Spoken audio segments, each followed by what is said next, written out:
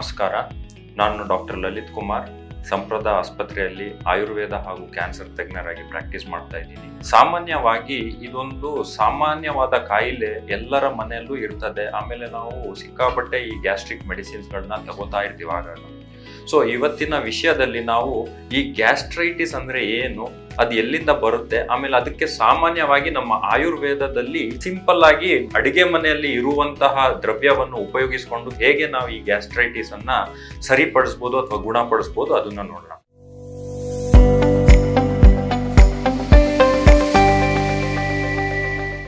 ಸಾಮಾನ್ಯವಾಗಿ gastritis ನಾವೆಲ್ಲದಕ್ಕೂ gastritis ಅಂತೀವಿ. Gastritis ಅಂದ್ರೆ ಕೆಲವೊಮ್ಮೆ ಅಜೀರ್ಣ ಇರಬಹುದು, ಕೆಲವೊಮ್ಮೆ ಬ್ಲೋಟಿಂಗ್ ಇರಬಹುದು, ಕೆಲವೊಮ್ಮೆ ಅನ್ನದ್ರವ ಶೂಲ ಅಂತೀವಿ, ಪರಿಣಾಮ ಶೂಲ ಅಂತೀವಿ, ಅಥವಾ ಅಲ್ಸರ್ಸ್ ಇರಬಹುದು, ಕಾನ್ಸ್ಟಿಪೇಷನ್ ಅಥವಾ ಮಲಬದ್ಧತೆ ಇರಬಹುದು.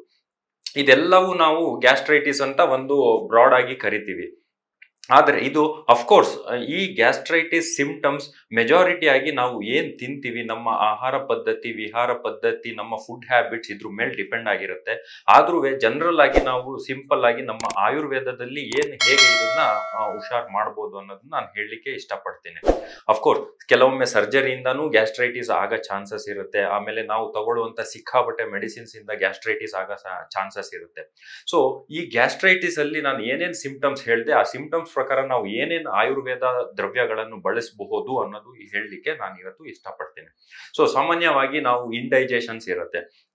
ಇಂಡೈಜೆಷನ್ಸ್ ಯಾಕಾಗತ್ತೆ ಅಂದ್ರೆ ತುಂಬಾ ಹೆವಿ ಪದಾರ್ಥ ತಿಂದು ಕರೆಕ್ಟ್ ಆಗಿ ನೀರು ಕುಡಿಲಿಲ್ಲ ಅಂದರೆ, ಆಮೇಲೆ ಎಣ್ಣೆಯಲ್ಲಿ ಕರ್ದಿರೋ ಪದಾರ್ಥ ತಿಂದ್ರೆ ಇಂಡೈಜೆಷನ್ ಆಗುತ್ತೆ. ಈ ಇಂಡೈಜೆಷನ್ ಇಂದ ಹೊಟ್ಟೆ ಹಸಿವು ಇರೋದಿಲ್ಲ, ಅಥವಾ ಕೆಲವೊಮ್ಮೆ ಲೂಸ್ ಮೋಷನ್ ಆಗುತ್ತೆ, ವಾಮಿಟಿಂಗ್ ಸೆನ್ಸೇಷನ್ಸ್ ಇರುತ್ತೆ. ಸೊ ಇದಕ್ಕೆ ಸಿಂಪಲ್ ಆಗಿ ನಾವು ಆಯುರ್ವೇದದಲ್ಲಿ ಅಥವಾ ಮನೆಯಲ್ಲಿ ಏನು ಉಪಯೋಗಿಸಬಹುದು ಅಂದ್ರೆ, ಬಿಸಿ ಜೀರಿಗೆ ಅಥವಾ ಜೀರಿಗೆಯನ್ನ ಹುರಿಸ್ಬಿಟ್ಟು 1 ಚಮಚ ಜೀರಿಗೆ ಪೌಡರ್ ಬೆಳಿಗ್ಗೆ ಸಂಜೆ ತಗೊಳ್ಳೋದ್ರಿಂದ, ಅಥವಾ ಜೀರಿಗೆಯನ್ನು ನೀರಿನಲ್ಲಿ ಕುದಿಸಿ ಕುಡಿಯುವುದರಿಂದ ಈ ಸಮಸ್ಯೆಯಿಂದ ನಾವು ಆರಾಮಾಗಿ ಹುಷಾರಾಗಬಹುದು. ಜೊತೆಗೆ ಹಿಂಗು 1 ಪಿಂಚ್ ಅಥವಾ 2 ಪಿಂಚ್ ಹಿಂಗು ಬಿಸಿ ನೀರಲ್ಲಿ ಹಾಕಿ ಕುಡಿಯುವುದರಿಂದ ಈ ಇಂಡೈಜೆಷನ್ನಿಗೆ ಇದೊಂಥರ ರಾಮಬಾಣ ಇದ್ದಂಗೆ.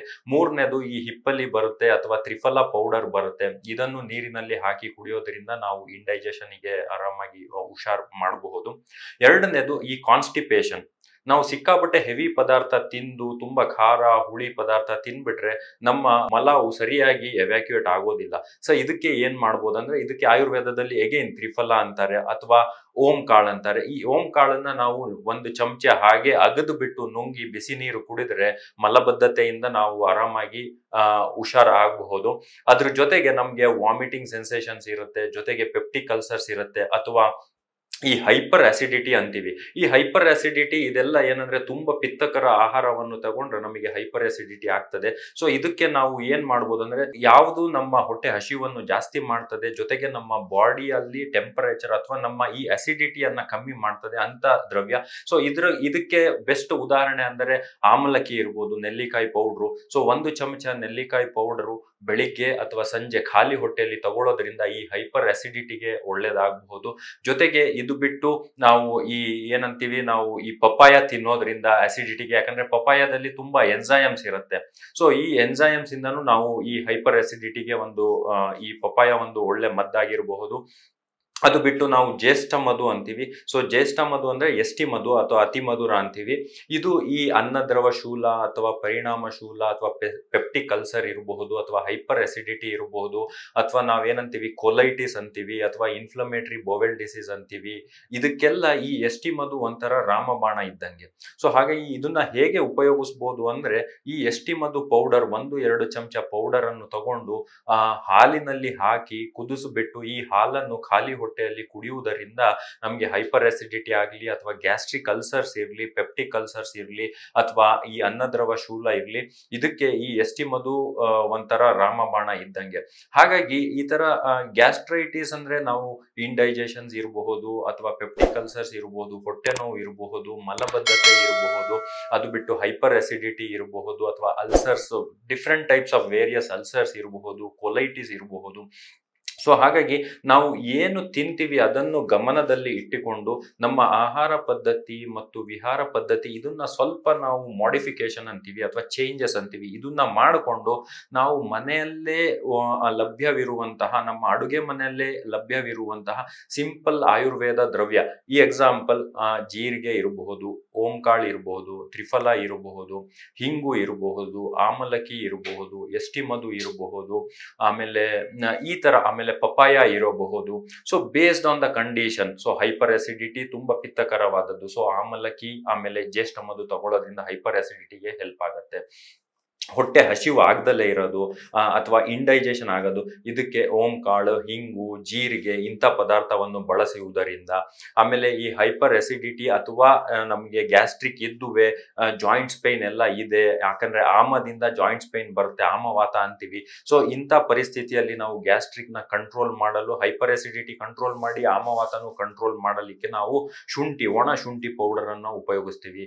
ಸೊ ಈ ಒಣ ಶುಂಠಿ ಪೌಡರ್ ಅನ್ನ ಸ್ವಲ್ಪ ಒಂದು 1/4 ಚಮಚ ಅರ್ಧ ಚಮಚ ನೀರಲ್ಲಿ ಕುದಿಸ್ಬಿಟ್ಟು ಇಡೀ ದಿನ ಸಿಪ್ ಬೈ ಸಿಪ್ ಕುಡಿತಿರೋದ್ರಿಂದ ನಮ್ಗೆ ಆರ್ಥರೈಟಿಸ್ ಅಥವಾ ಆಮವಾತ ಏನಂತೀವಿ ಇದು ಕಂಟ್ರೋಲ್ ಆಗುತ್ತೆ, ಜೊತೆಗೆ ನಮ್ಗೆ ಅಸಿಡಿಟಿ ರಿಲೇಟೆಡ್ ಏನೇ ಇಶ್ಯೂ ಇದ್ರು ಇದು ಕಮ್ಮಿ ಆಗುತ್ತೆ. ಸೊ ಹಾಗಾಗಿ ಈ ಗ್ಯಾಸ್ಟ್ರೈಟಿಸ್ ಅನ್ನೋದು it is a one broad term.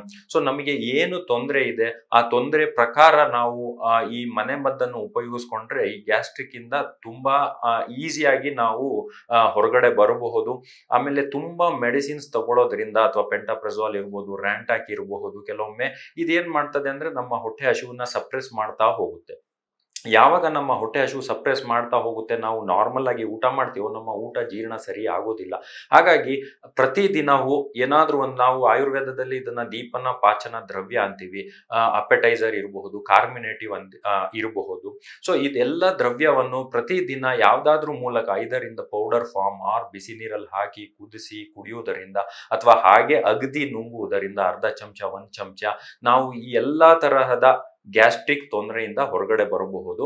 ಆಮೇಲೆ ಈ ಗ್ಯಾಸ್ಟ್ರಿಕ್ ಏನಂತಾರೆ, ಇದನ್ನ ಸರಿಯಾದ ಸಮಯದಲ್ಲಿ ನಾವು ನಮ್ಮ ಜೀವನ ಶೈಲಿ ಅಥವಾ ಆಹಾರ ಪದ್ಧತಿಯನ್ನು ಸರಿಪಡಿಸದಲ್ಲೇ ಗ್ಯಾಸ್ಟ್ರಿಕ್ ನ ಸರಿಪಡಿಸ್ಕೊಳ್ಳಿಲ್ಲ ಅಂದ್ರೆ ಇದು ಸ್ಲೋಲಿ ಏನಾಗುತ್ತೆ ಅಂದ್ರೆ ದೊಡ್ಡ ದೊಡ್ಡ ತೊಂದರೆಗೆ ಇದು ಒಂಥರ ಬೇರ್ ಕೊಟ್ಟಂಗೆ. ಸೊ ದೊಡ್ಡ ದೊಡ್ಡ ತೊಂದರೆಗೆ ಇದೊಂದು ಕಾರಣವಾಗುತ್ತೆ. ಸೊ ಏನೇ ಸಿಂಪಲ್ ಗ್ಯಾಸ್ಟ್ರೈಟಿಸ್ ತೊಂದರೆ ಇದುವೆ, ಈ ಗ್ಯಾಸ್ಟ್ರೈಟಿಸ್ ಅಲ್ಲಿ ನಾನು ಹೇಳ್ದಂಗೆ ತುಂಬಾ ಸಿಂಪ್ಟಮ್ಸ್ ಇದೆ.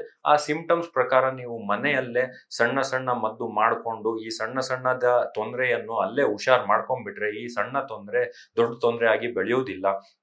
ಯಾವಾಗ ನಾವು ಈ ಗ್ಯಾಸ್ಟ್ರೈಟಿಸ್ ನ ಇಗ್ನೋರ್ ಮಾಡ್ತೀವಿ ಅಥವಾ ಬೇಡದಲ್ಲೇ ಇರೋದು ತಿಂತೀವಿ ಅಥವಾ ತಿಂದ್ರುವೆ ಮನೆಯಲ್ಲಿ ಮದ್ದು ಮಾಡ್ಕೊಳ್ಳಲ್ಲ, ಇಗ್ನೋರ್ ಮಾಡ್ತೀವೋ, ಆಗ ಇದು ಇರಿಟೇಬಲ್ ಬೋವೆಲ್ ಸಿಂಡ್ರೋಮ್ ಅಥವಾ ಅಲ್ಸರ್ ಆಗಿ ಕನ್ವರ್ಟ್ ಆಗಬಹುದು ಅಥವಾ ಇನ್ಫ್ಲಮೇಟರಿ ಬೋವೆಲ್ ಡಿಸೀಸ್ ಆಗಬಹುದು, ಕೊಲೈಟಿಸ್ ಆಗಬಹುದು. ಇದೆಲ್ಲ ನೆಕ್ಸ್ಟ್ ಏನಂತಾರೆ ತುಂಬಾ ಬೇರೆ ತೊಂದರೆಗಳಿಗೆ ಒಂದು ರೂಟ್ ಕಾಸ್ ಆಗಿ ಆಮೇಲೆ it will become A very chronic and major disease.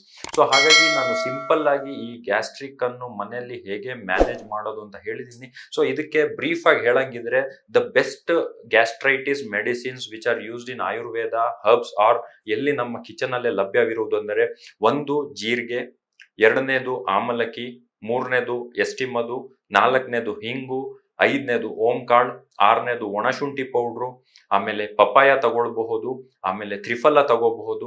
So ನಮ್ಮ ಸಿಂಪ್ಟಮ್ಸ್ ಏನಿದೆ ಅದ್ರ ಪ್ರಕಾರ ಈ ತರ ನಾವು ದ್ರವ್ಯಗಳನ್ನ ದಿನ ಡೈಲಿ ರೊಟೀನ್ ಆಗಿ ಅಭ್ಯಾಸ ಮಾಡುವುದರಿಂದ ನಾವು ಗ್ಯಾಸ್ಟ್ರಿಕ್ಗೆ ಸಂಬಂಧಪಟ್ಟ ಎಲ್ಲಾ ಕಾಯಿಲೆಯನ್ನು ನಾವು ಮನೆಯಲ್ಲೇ ವಿತೌಟ್ ಎನಿ ಅಲೋಪತಿ ಮೆಡಿಸಿನ್ಸ್ ಅಥವಾ ಕೆಮಿಕಲ್ ಬೇಸ್ಡ್ ಮೆಡಿಸಿನ್ ಇಂದ ನಾವು ದೂರವಿರಬಹುದು. ಆಮೇಲೆ ಸಿಂಪಲ್ ಆಗಿ ನಾವು ಗ್ಯಾಸ್ಟ್ರಿಕ್ ನ ಹುಷಾರ್ ಮಾಡಬಹುದು. ಸೊ ಹಾಗಾಗಿ ನಾವು ಏನ್ ತಿಂತೀವಿ ಅದನ್ನ ಗಮನದಲ್ಲಿ ಇಟ್ಟುಕೊಂಡು ನಮ್ಮ ಆಹಾರ ಪದ್ಧತಿ ಹಾಗೂ ಜೀವನ ಶೈಲಿಯನ್ನು ಸರಿ ಮಾಡಿಕೊಂಡು ಈ ತರ ಸಿಂಪಲ್ ಹರ್ಬ್ಸ್ ನ ನಾವು ರೆಗ್ಯುಲರ್ ಆಗಿ ರೊಟೀನ್ ಆಗಿ ನೀರಲ್ಲಿ ಕುದಿಸಿ ಕುಡಿಯುವುದರಿಂದ ಅಥವಾ ಪೌಡರ್ ಮೂಲಕ ಬಳಸುವುದರಿಂದ ಅಥವಾ ಅಗದಿ ತಿನ್ನುವುದರಿಂದ ನಮ್ಮ ಗ್ಯಾಸ್ಟ್ರಿಕ್ ತೊಂದರೆಯನ್ನು ನಾವು ಹತೋಟಿಯಲ್ಲಿ ಇಟ್ಕೊಳ್ಬಹುದು. ಸಣ್ಣ ಸಣ್ಣ ಗ್ಯಾಸ್ಟ್ರಿಕ್ ತೊಂದರೆಗೆ ನಾವು ಡಾಕ್ಟರ್ ಹತ್ರ ಹೋಗೋ ಅವಶ್ಯಕತೆ ಇಲ್ಲ. ಆಮೇಲೆ ಯಾವಾಗ್ಲೂ ಶುದ್ಧವಾದ ನೀರು ಕುಡಿಬೇಕು. ಇದರಿಂದ ನಮ್ಮ ರೋಗ ನಿರೋಧಕ ಶಕ್ತಿನೂ ಹೆಚ್ಚಾಗ್ತದೆ, ಜೊತೆಗೆ ಗ್ಯಾಸ್ಟ್ರಿಕ್ ತೊಂದರೆಯು ಕಂಟ್ರೋಲ್ ಅಲ್ಲಿ ಇರ್ತದೆ. ಆಮೇಲೆ ಈ ಗ್ಯಾಸ್ಟ್ರಿಕ್ ಇಂದ ಬರುವ ಬೇರೆ ಅನೇಕ ರೋಗಗಳನ್ನ ನಾವು ಈಸಿಯಾಗಿ ತಡೆಗಟ್ಟಬಹುದು.